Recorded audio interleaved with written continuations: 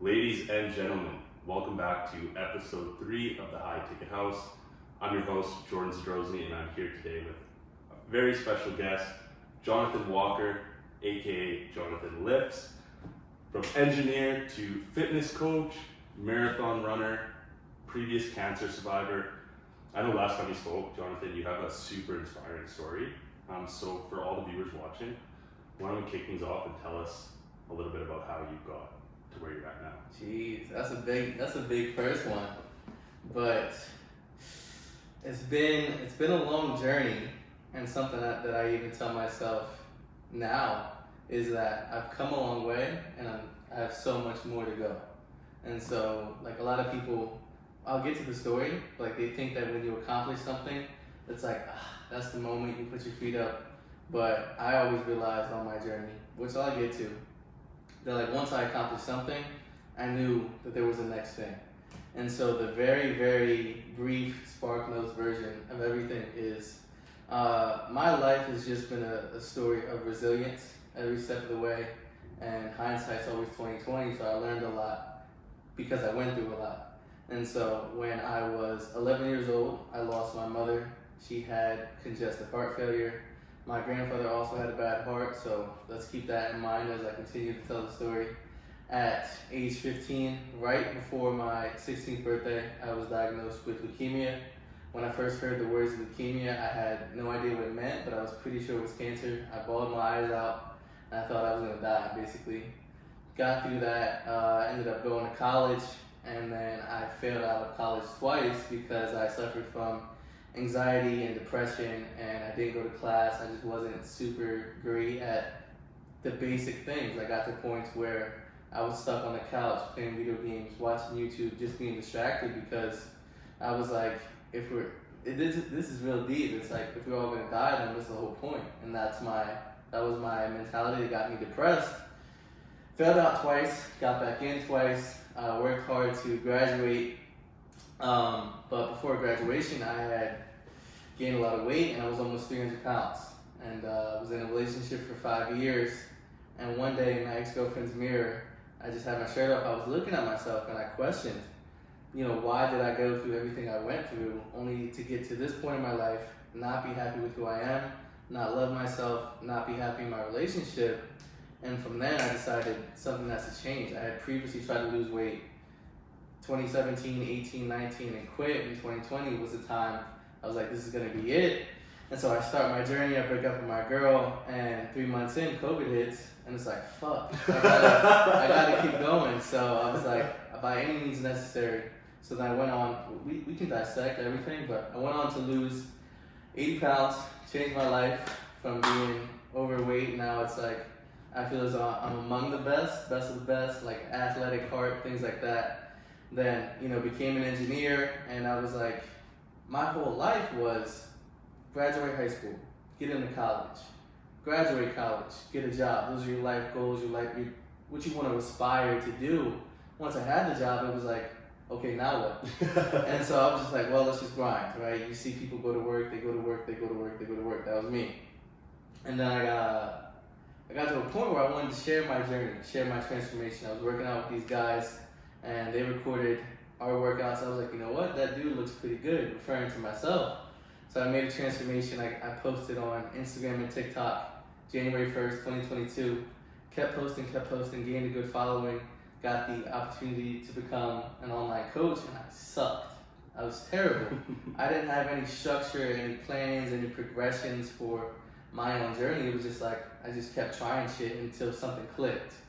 Then that goes on. I'm working as an engineer full time. I'm partly in the office, partly out of it, and I have such a big personality. As time went on, I was like, I'm not supposed to be in a cubicle. And when I became a coach, I was like, one day I'm gonna make this my full-time job, and I did. So March, I quit my job after almost 3 years as an engineer. I now do online coaching full-time, content creation, and I'm already exceeding my engineering salary, my engineering and coaching part-time salary. So it was a great decision, a great move, and I see this as my exit from corporate America. I don't think online coaching is my end all be all. I think it's it's more my story and sharing that with the world. So I have plans to write a book. I have an outline written. I think maybe life coaching or mentality coaching, and then definitely being like a guest speaker or something, a motivational speaker somewhere. But I understand that everything I went through, every single worst moment of my life was a pivotal moment. And there was no giving up. There was always a way out, a way through. And I use that to empower anyone and everyone. Just, I share my story, and I believe it is my purpose to be here to tell others that we can always do more. I absolutely love it. Lots to unravel there, Oh, yeah. for sure. So first thing I want to touch on, so I know you mentioned that when you decided to get into good shape, you broke up with your girlfriend. Do you think that had a big effect on where you're at now? Like going fully into the single life and just focusing on yourself? Absolutely. Yeah. Are we kidding? All right, so to paint the picture, growing up, I suffered trauma, right? Cancer, losing my mom. And like I mentioned, hindsight and all of that, I was just surviving. I realized that. Just doing things that made me happy, falling into whatever traps of distractions that the world offered because I couldn't process. And I'm still working on it, but I couldn't process everything that happened to me. So I was kind of just go with the flow, do what makes me happy. And I didn't have a great sense of self-worth. And so I've since changed all of that, but I was definitely settling in that relationship because I didn't feel like I was good enough for like the girls that I wanted and things like that. And as men, you know, we love women. So it's like, why am I with somebody who I'm not really attracted to? And we kind of like, we're very codependent. And it was an unhealthy relationship on both ends. I didn't provide much. It was just a lot to unravel there. And so I was like, you know what? Okay, so this is the story. This is the turning point when I was like, okay, this has to change. I love bowling. My whole family bowls. I'm really good at bowling. And at the time, I loved my best friend. Like, this was going to be the best man at my wedding. I went on a double date bowling with my best friend and my girlfriend, and I was miserable because I was there with my girlfriend. I was like, okay, that's it. It's like she has to go. And then my whole mentality around everything from the beginning. So we all have to have a reason why to get started. And I talk about my happiness and not being happy at that point in my life, but also I wanted to be with a beautiful woman, right? I had high standards for her, but what was I doing for myself? And so I completely understand that you are what you attract. And I wasn't attracting the best of the best, so I was like, I have to work on myself. And as men, we have this natural tendency to provide and just be for our women. So it was like, if I want a beautiful woman, I need to be a handsome man inside and out. And I was like, well, respectfully, if I want some hoes, I gotta take care of myself. And that was like a big driving factor. And the nice thing about that too is because you had all that size on you beforehand, once you started working out and getting into shape, like you're absolutely shredded now. You know what I mean? You got the muscle mass on you, which is awesome. So March, you decided to leave your job. What was there anything that necessarily sparked you leaving, or were you just getting fed up and tired of that lifestyle? That's a good one. So I was just talking about this with my friend about how everything in life I was responding. So when I moved to college, right, I was staying at college. When I lost my Aunt Brenda, so after, there's a whole side of the story I didn't tell. Like my dad, terrible. So when I lost my mother, moved in with him, very negligent. I moved in with my Aunt Brenda to have somewhere good to stay. Then moved into college. We lost Aunt Brenda, so I moved in with my sister, right? And then I'm with her and I'm chilling. Then my job says we're coming back into office, so I move an hour and a half away to then go to the office. And every single time I moved, it was kind of like life pushing me around and me responding to it. And so the real spark is I had been at my job for 3 years, almost 3 years, and it was the second time that we were going to sign our lease. It was coming up.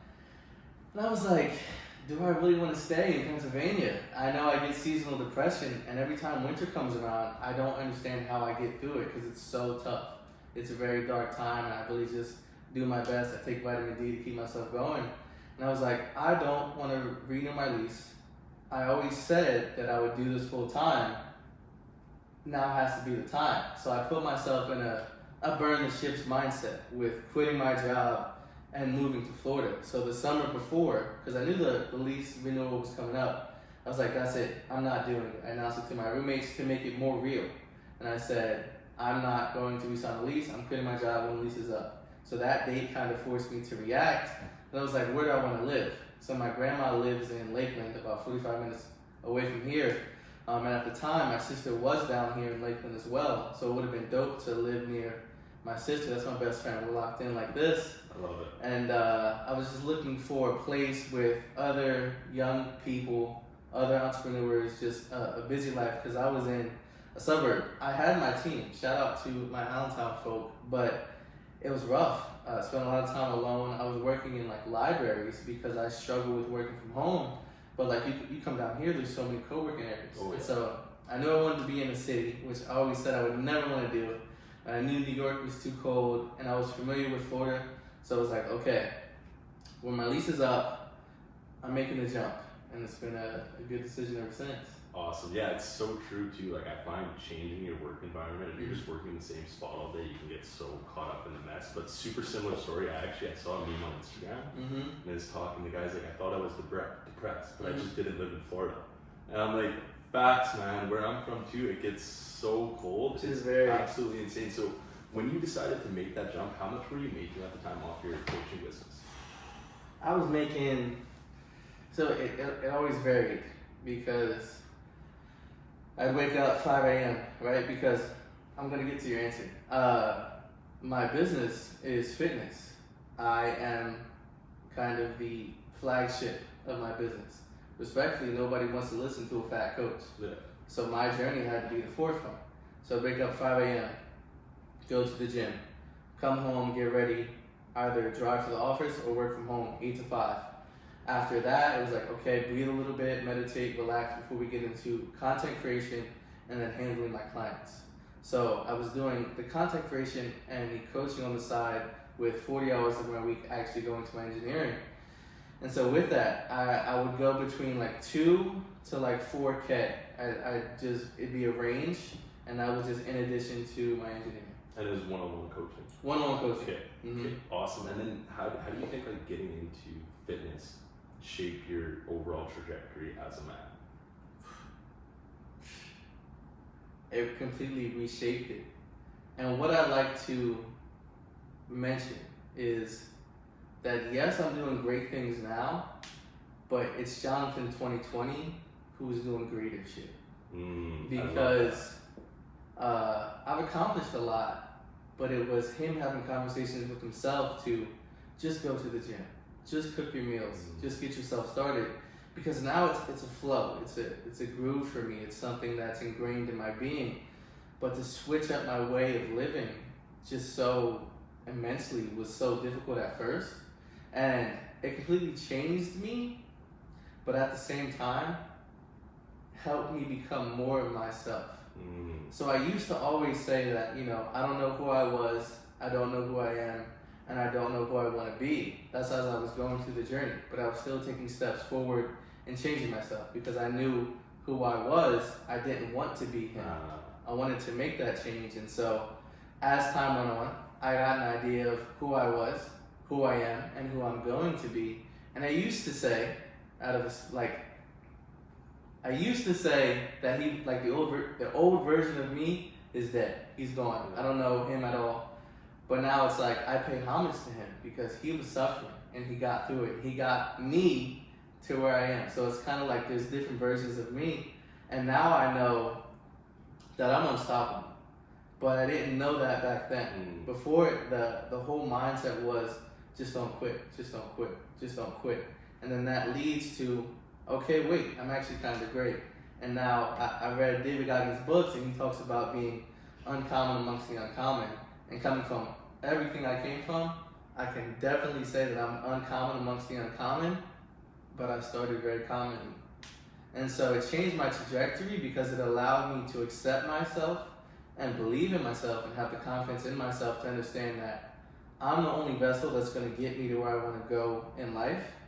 And with that, it's like I've accomplished so many things, and every single time I accomplish something new, it is more proof that if I want to do something, it'll get done. very, very inspiring. I swear I could just listen to you talk the whole day. I wouldn't get tired of it. So, what do you like as you made the transition to full-time coaching? Did you have any like crazy setbacks or moments where you're like, okay, I'm quitting this, I'm going back to my engineer job, or has it been pretty smooth the whole time? I like that. Very happy to say, no major setbacks. Zero. I didn't quit. I didn't leave my job at a point where I was like super good. Everything was straight. Everything was set. The conditions were perfect. But everybody says like there's not going to be a perfect time. Exactly.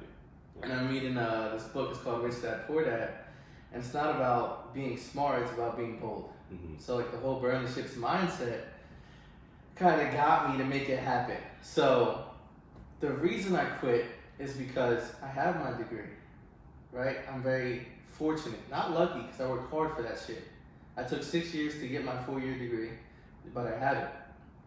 So if need be, I could become an engineer at any moment. But not a lot of people have this opportunity where they can do more. And not a lot of people have my story. Just from our simple conversation, you kind of got to know me and you're like, you know what?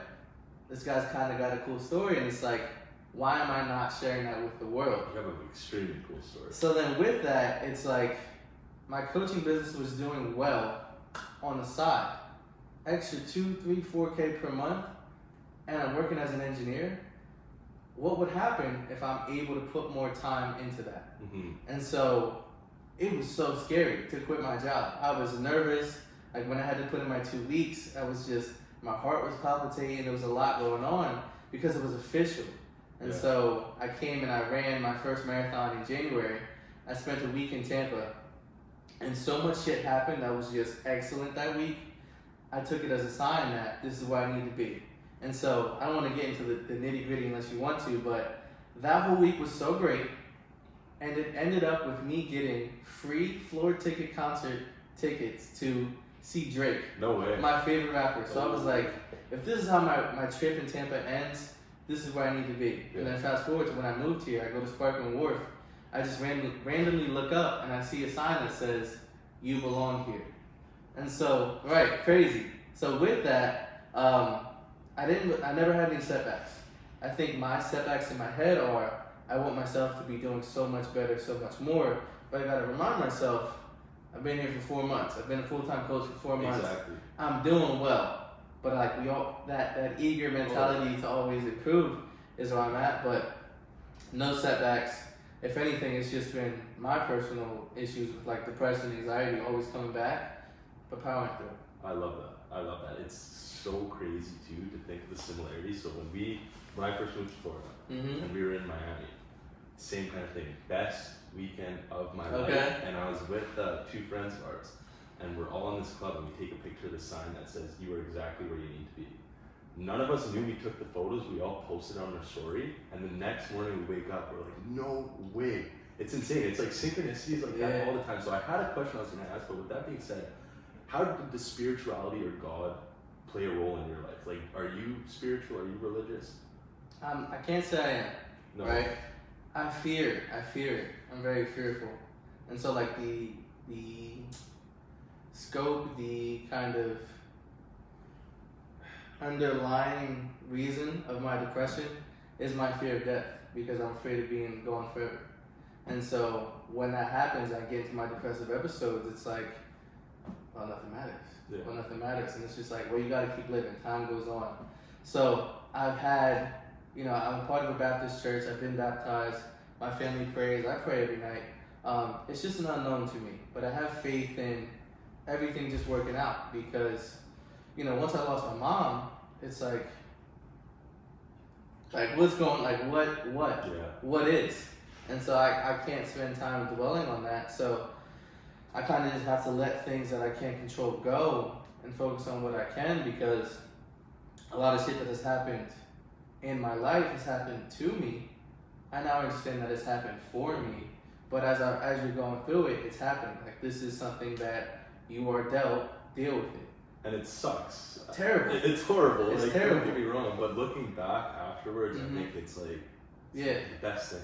Because if I didn't have all of that, I wouldn't have the story to tell. Exactly. I wouldn't be who I am today. We're the culmination of all of our life experiences. And my sister and I, we talk about how we just don't have parents. We basically raised ourselves. And you could have two kids raised by the same parents, and they have two different outlooks on life. So with like the faith and God in my journey, it was like, I pray and I wish for the best, but I'm not like too keen on everything because there's a lot that I don't understand, and there's like nobody that can answer that question. So I've spoken to psychiatrists and therapists and kind of gone down the different alleyways of those thoughts, and it's always like, who knows? Yeah. So it's just trust and believe that all is well and do what you can. Exactly. You got to be in the driver's seat at the end of the day. Control your own reality. No one's coming to save you. So no one's coming to save you. 100%. So what do you think is the biggest lesson you've learned in life that you now try to pass down to all the clients that you coach? I love it. It's this one principle, and I can break it down. And so it's a saying that I repeat often. So it's two. It comes down to two for real because they're both equally important. So one is, we are all capable of extraordinary things. That's the first one. And the second principle is, you are right where you need to be, doing exactly what needs to be done. So to break down the first one, there's no difference between you and I. There's no difference between you, me, and Steph Curry. There's no difference between you, me, and David Goggins. We tend to limit ourselves because when we say we can't do something, we take it as fact. If you were to tell me 5 years ago that I would run a marathon, I would laugh at you. Like, are you kidding me? I hate running. And so now that I've done it, I know for a fact that we can do anything. It all depends on your belief. So the first step is always believing you can, even if you have to lie to yourself. You just announced that this is episode 3 of your podcast. It's fairly new. You have to believe that you are a great podcast host. That's how you become a great podcast host. And so with all of that, you have to understand that potential is bullshit. My ex-girlfriend, when I broke up with her, was like, yeah, I like your potential, you have a lot going on, but what are you actually doing? And so when it comes down to we're all capable of extraordinary things, if you want it, you can do it. And if you don't want it enough, you won't do it. But why don't you want it enough? Because it always ends at the, if you don't want it, and you just don't want it enough. Okay, but how do you get past that? You have to think. You have to have that difficult thought pattern with yourself and really own up to your shit, forgive yourself for it, push forward. And then the second one is, you are right where you need to be, doing exactly what needs to be done. Because just how I mentioned, I'm doing great now that I'm working for myself full time. But I have this stressor that I want to do more, do better. I want to be more organized, more efficient, have better systems. But if I go back a year, I'm doing so much better than I was a year ago. Go back 2 years, I'm doing so much better than I was 2 years ago. But the whole time, because I suffer from it as well, I'm like, okay, but if I just, and then maybe I need to, and then always looking for more. But I go back to Jonathan from 2020, who was, this was my routine. Wake up, drive 45 minutes to college in the morning, have my college classes. Then from my college classes, I would go to work because I had bills to pay, gas to buy. And then from there, I would get home around 11 and go straight to the gym. Planet Fitness, $10, because I had to make it happen. And so obviously, I just woke up, I ran 14 miles today, I'm training for my marathon. And so that's cool, that's hard shit to do, but that was harder. Going to the gym, after going to school, going to work. And so if he didn't do any of that kind of starting shit, I wouldn't be at this point where I'm doing more.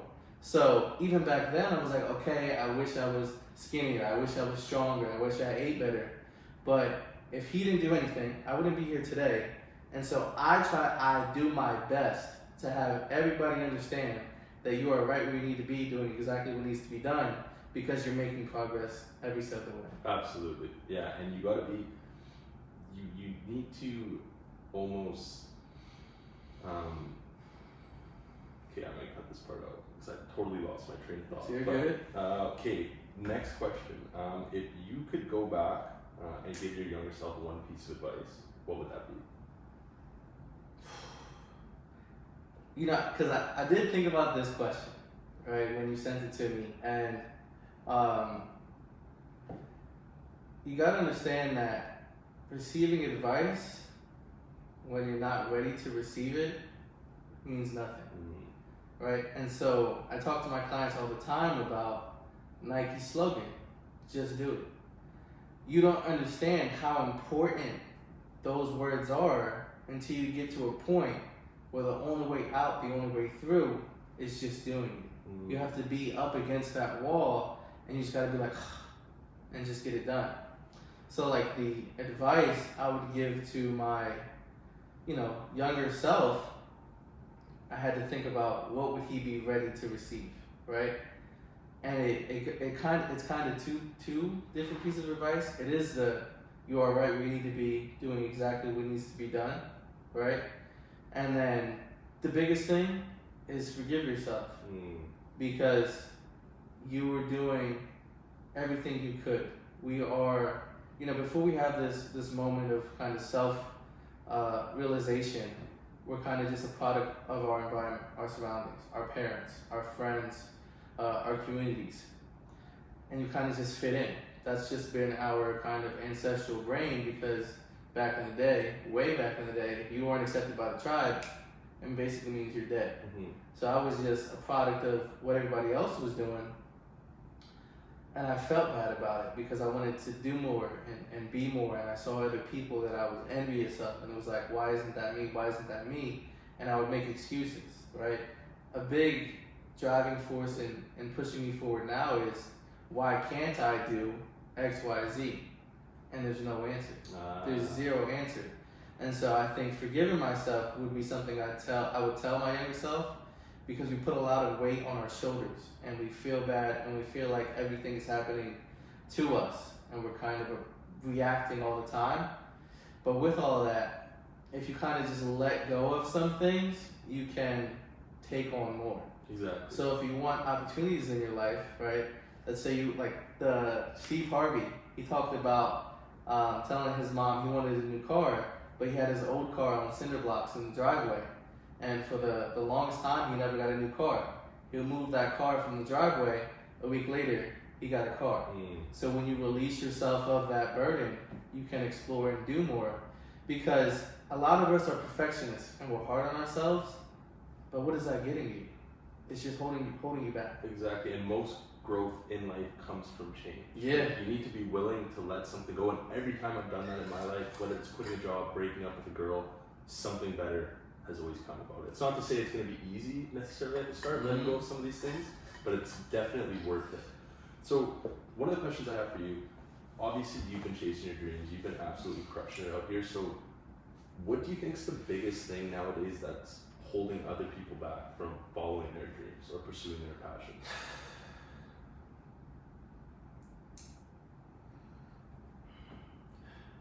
It's a tough question because we're all different individuals, but I think it comes down. I mean, you said biggest thing, but I think it's fear and belief because they go hand in hand.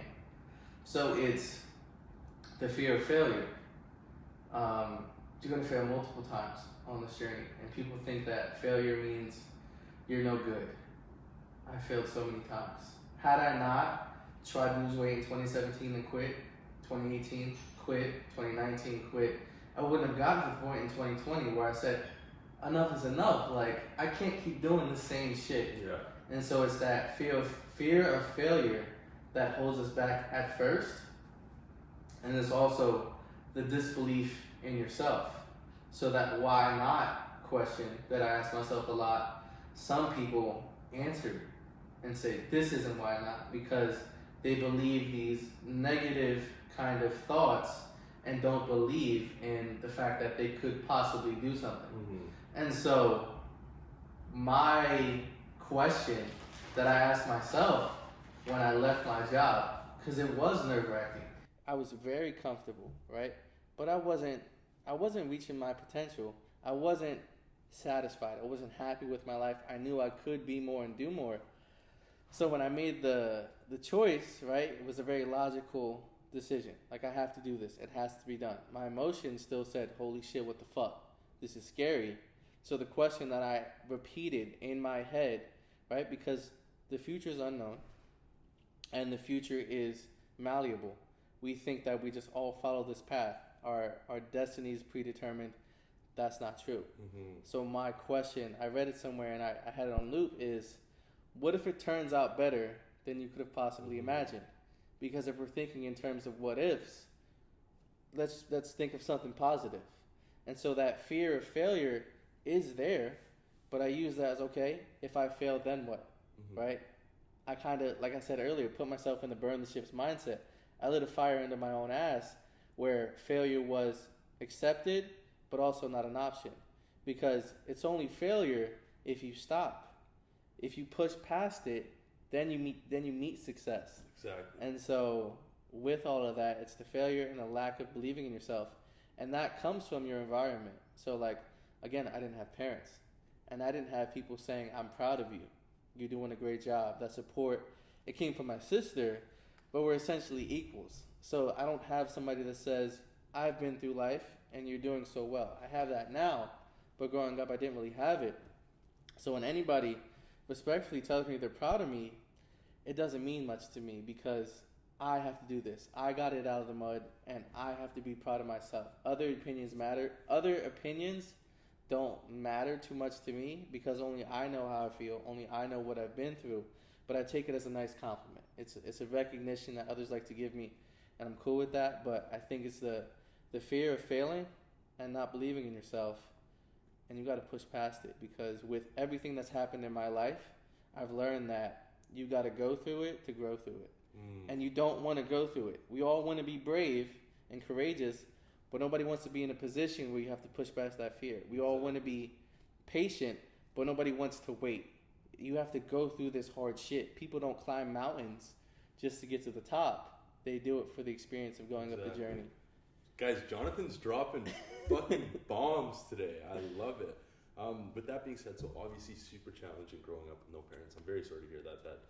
That's definitely something I can't relate to. But with you going through that, like, who did you look up to as mentors, or who are people in your life that you've like wanted to be like?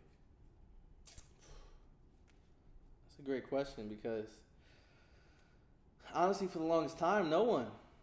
There was no one that I felt that I could relate to, that I aspired to be like. I simply had a list of people that I didn't want to be like. So my father, terrible, but I now know what not to be. And it's crazy because 2 days ago was the anniversary of my mother's death. I wrote her a long note, a long letter, and I told her, you know, it's funny. I said my health is incredible, and in that aspect, I'm nothing like you. So I kind of learned from that. I knew who I didn't want to be like, and I was always just trying to find who I wanted to be like. Couldn't really find anybody. Me and my sister just did what we could. And this was because I was in that state of surviving, just focusing on how I'm feeling now, not really looking forward to the future. So those life goals I listed, it was like, okay, graduate, high school, get into college, graduate. That was kind of the main focus, not really having that conversation of who am I? Who do I want to be? Because I was just in such a trauma response mindset my whole life. It was just be. And so with that, as time has gone on and I've switched from survival to living, and I will classify my life now as thriving, I definitely look up to David Goggins, because if you haven't read his book, you need to. He's been through so much as a child, just like me. He was also almost 300 pounds when he was 23, changed his life completely. He's a big part of the reason I'm into running now. And so with that, his unrelentless kind of willpower is something that I aspire to obtain for myself, and it's why I do the shit that I do. And just a big one, looking back on it now, is also my sister, because we both lost our mother, but she was always there for me, even when I didn't recognize it. Older sister? Older sister. She is my twin. Her and I, same person, but she is amazing. And so I have this story. I have this following. I have this platform where I share it with the world. But everything that I've done, my sister has also done. Mm-hmm. She lost her mother. She saw her brother go through chemotherapy. She lost 90 pounds. She got it out of the mud herself. And there's other challenges that she's faced in life, and she still does it with a smile. I think she's too nice. She's too giving, right? And she needs to give more to herself. And that's something that I learned early on in my journey, is telling people no, doing what I have to do for myself. But if I had to, it'd be David Goggins and my sister, because I don't relate to a lot of people, but my life history relates to a lot of people. I love that. So my final question for you, I know you mentioned that when you were younger, you didn't really feel like you had anybody to look up to. So you had to get it on your own. Yeah. With that being said, like nowadays, where do you find fulfillment in life, or what brings you joy? I like it. Others. Because this is a journey you have to go through alone. And I just thought that it meant alone, whole time, gym, making your meals. But now I understand that you have to go through it alone, but you don't have to be lonely. So different friends, acquaintances, people I've met in the gym, we have conversations like this, maybe not podcast level, but the brief kind of conversations we had when we first met are things that, I share with people. And just being around others brings me joy, because I know what it's like to feel alone, to feel depressed, to feel like nobody understands. So my birthday's coming up next week. I don't want to go out. I don't want to do anything big. I just want to get some of my friends in Tampa and just hang out together. Yeah. I'm not a big fan of partying, going out, but if we get a boat and we have a nice boat day with all my friends, that's the best time ever. And so with all of that, again, back to my purpose, I feel as though I'm alive and on this planet to share my story, to empower others. So then I also get to your fulfillment, and kind of I also want to answer what pushes me to keep going too. So I'm going to get to that. But I remember I was in my living room with my Aunt Brenda, and I'm going through chemo at this point, but I'm good, I'm healthy. And I asked her, Aunt Brenda, why did I survive? Why did I make it? I didn't understand it. And that's called survivor's guilt, things like that. And she looks at me and she goes, "You're here for a reason. We don't know what it is, but God kept you alive for a reason." And when I went to Rutgers, while I was going through chemotherapy, students from Rutgers would come visit me and help me spend time. So my time in the hospital, I look back on it in a positive light. Yeah, I was going through chemo, I had medicine, cool, but it was a fun time. When I went to Rutgers, I joined a fraternity, and then we adopted a kid. And I was in charge of going to see that kid just like others came to see me. And it was a big full circle moment. And so now that I'm here, I have my platform. And even when I was in the office and in gyms, just talking to random people, I knew I was a shining light. My brother and then one of my life mentors, Mike, always told me, it is very obvious that you have a spark in you, and it's also very obvious that you don't see it. Mm-hmm. Because anywhere I go, I am the same person. I'm always giving. I'll talk about anything with anybody. And with that whole idea of being depressed, being alone, I know what that's like. So I do my best to include everybody and then empowering individuals. So when it comes to my story, yes, I'll post flexing photos or photos of my physique that I've obtained because I'm very proud of it.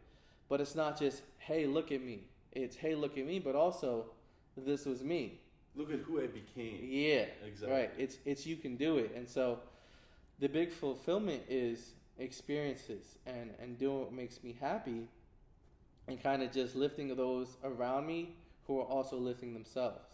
Because I remember when I first started my whole journey to change my life, me and my best friend grew apart. And it was on my way up, I kind of had to let him off the elevator, because I can't keep telling you, come on, let's go to the gym, come on. It's you have to want it for yourself. And with that, the thing, I'm answering my own question now, what pushes me forward? What is my kind of motivation or my reason to do anything. It's to see what I'm capable of. I've lived so long in a state of complacency and contentment, and I know it. It made me feel like shit, right? Now that I'm pursuing different things, it's hard as shit. Yeah. Like, yeah, I ran 14 miles this morning, but that shit was difficult. But I felt so good afterwards. And I know that I never regret a workout. I always feel better after a workout. So when it comes to different life endeavors, it's like, let's do more, because why can't I? So like, I have Chicago Marathon coming up in October. I'm doing a half marathon in November with my friends, Disney Marathon in January. Let's go. And then like, now that running is something that has been a part of my life, I had to find kind of the next challenge. What do I not want to do? Because I got into running because I don't like running. David Goggins also doesn't like running. I do it for the mental fortitude. I don't do it because I want to go to run club and chit chat and yap all the time, which I do that, but really it's to make myself do it, follow a plan, and give myself some structure and some guidance as I do something. And so with that, it's not official, but the more I talk about it, the more I'm like locked into it. I'm going to do a bodybuilding show next summer. Let's go. Because going from being overweight to losing weight and then stepping on stage to be judged by other people, which I was a Mr. Nice Guy when I was like younger. Like, I wanted people's acceptance and I didn't want to be judged by others. Now I have to. I have to push past that. And then my boy Jared he signed up for a marathon a month before it started and did it, no training. He's now training for an Ironman. And I know your boy struggles with swimming, so it's like, fuck, there's the next challenge, something I don't like to do. So I think 2026 might be the year of the Ironman, and we'll go from there. But it's like, it's the exploration of, I lived 23 years doing nothing, let's do more. And that's with I came from nothing, and here I am among the best, let's act accordingly. Absolutely. Yeah, are you familiar with Jim Rohn? No. He has a really good quote basically saying, life is not about what you get, it's about who you become. And I think that's the true purpose of life, is learning, growing, evolving into the best version of yourself. Continuously, you see people working in jobs for 50 years in the same position. I'm like, how do you guys do this? It's insane. But no, Jonathan, with that being said, man, you are so well-spoken, extremely inspiring. I really appreciate having you on this podcast. It's been an absolute pleasure. So for all the people watching, where can they find you on Instagram? Tell them about your services. Plug all your stuff. Okay. Take the stage is yours. All right. So I'm on Instagram at Jonathanliftz, as you can see on my shirt. And from there, you can get links to my newsletter. That is free advice to help you week to week on your journey. I offer a one-on-one online coaching program where I work with you individually. You'll talk to me. We'll have weekly check-ins. You'll get all the plans you need to succeed. That's on my website, jonathanliftz.com, to fill out a form. You can get a little bit more about me in my Instagram. But that's really the main things. I don't do too much just yet, just getting started. But I'm here to help you. I've been through it, and I can help you get through it. I love it. That being said, everybody, thank you very much for watching, and we'll see you on episode 4 of the High Ticket House. My boy. My guy, that was a fire-ass podcast. Thank you, brother. That was dope. Oh, my phone stopped recording. Did you? Oh, no. We could go again, bro. Oh, no. We could go again. You got the audio, I believe, too. For that part. My shit dead?